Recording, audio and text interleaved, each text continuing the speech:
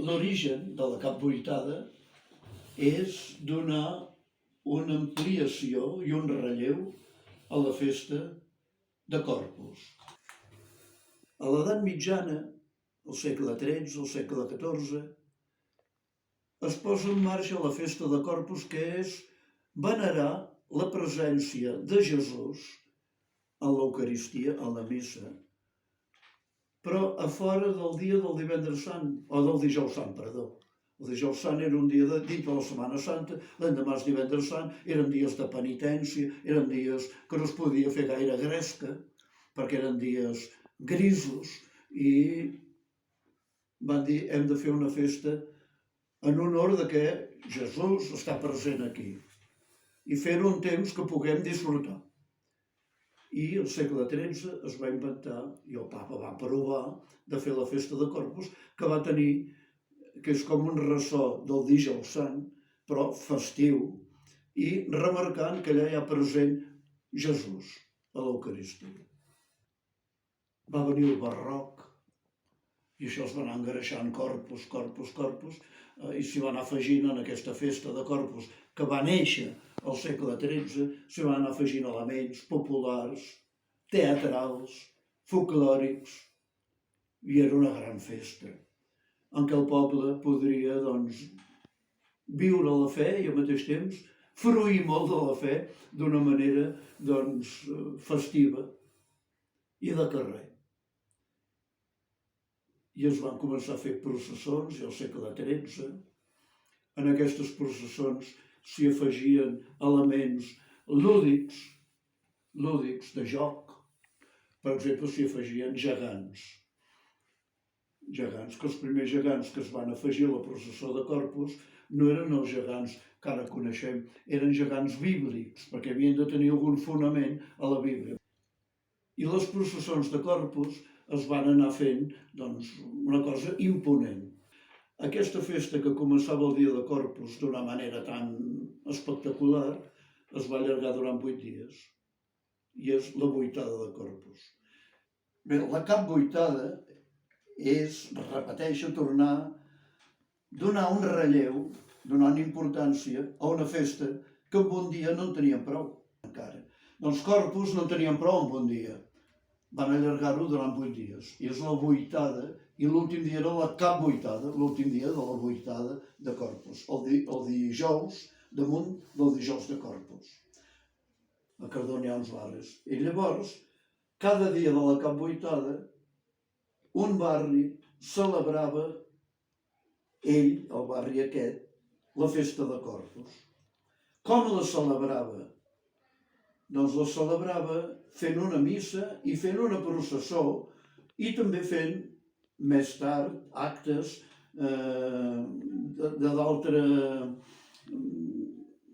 d'altra classe, que no eren religiosos. Per exemple, últimament fent ball popular, però fent ball. Feien la missa, feien la processó i feien ball. Cada barri. Durant 8 dies. Un dia ho feia al barri de la Fira, un altre dia al barri Mercat, un altre dia al barri del Raval, un altre dia al barri Major, un altre dia al barri de Sant Miquel, i s'hi van afegir més tard el barri Nou, i me'n deixo algun. Ara no sé, però eren 8 barris, o 7 barris, un per cada dia. Ho celebraven tan fort, cada barri, a Cardona sobretot, que hi havia una rivalitat terrible a veure qui feia la processó més lluïda. Qui anava més gent, que portaven atxes. Un atxe és un ciri gros, una flama grossa, i una particularitat de Cardona és que els gegants de Cardona no són de Cardona. Els gegants són dels barris. Cada barri tenia els seus gegants, que aquests gegants anaven a la processó. I això és una particularitat, dic, de Cardona, perquè cada poble té gegants, però en general els gegants són del poble, que eren un gegant i una geganta, o dos gegants i dues gegantes, inicialment, de cada poble. A Cardona no, cada barri té els seus gegants, i cada barri treia els seus gegants a la processó.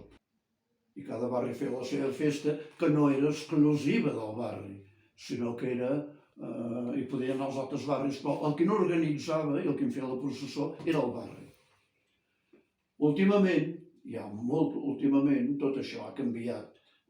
La Cap Vuitada eren 8 dies, cada dia hi havia un barri diferent que celebrava a la seva manera la festa de Corpus, una manera que era bastant semblant uns amb els altres, però que hi havia una rivalitat, una lluita a veure qui hi havia més gent a la processó, qui portava més ciris a la processó, qui adornava millor el carrer, era també un element importantíssim aquest, perquè és un temps que ja hi ha plantes, hi ha flors, hi ha herbes d'olor, menta, sajolida, timó, romaní, tot això es feien unes grans catifes, a veure qui la feia més gran, qui la feia més ben feta.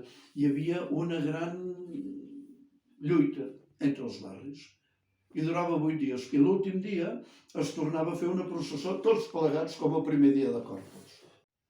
Bé, va arribar un moment que la festa de Corpus, que havia sigut tan espectacular i tan popular, es va anar diluint. Per què es va diluir? Perquè es va treure la festa civil. Ja no es feia festa el dijous de Corpus, es va passar el diumenge. Les processons, aquí, al nostre ambient, van anar decaient, hi anava poca gent, Es va suprimir la processó de Corpus, ja fa anys que no es fa a Cardona, almenys fa poder 30 anys o 35 anys que no es fa la processó de Corpus. I les festes dels barris, que es feien durant 8 dies, quan Corpus era dijous, es van anar repartint pels caps de setmana després del diumenge de Corpus. Es van anar repartint. Un cap de setmana el fa el barri Mercat, un altre cap de setmana el barri de la Fira, un cap de setmana el barri Major, i així es van repartir. I què es fa en aquests caps de setmana, que és la festa del barri i que té el seu origen antic en Corpus? Doncs es fa una missa, que no hi va massa gent, encara guarneixen el carrer i fan unes catifes, es fa ball i de vegades a algun lloc es fa un sopar popular, que es feia aquí al barri Mercat, es feia al barri de Sant Miquel, a la plaça del Vall, al barri de la Fira, allà al carrer de la Fira. I això és el que queda de l'antiga celebració del Corpus que té origen a l'edat mitjana.